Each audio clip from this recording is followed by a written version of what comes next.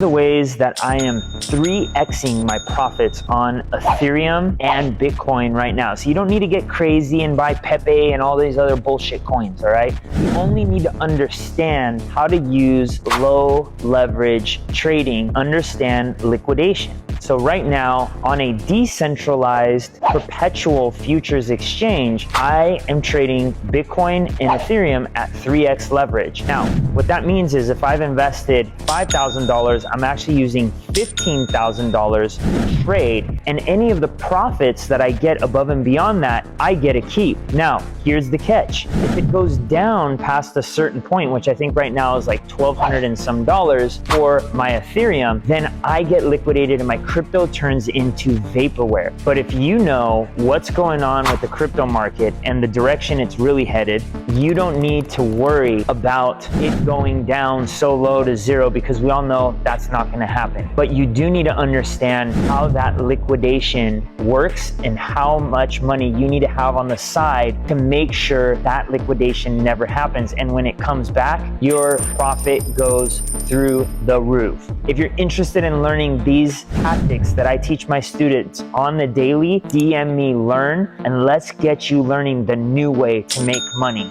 Cheers. See you on the next one. Change your mind.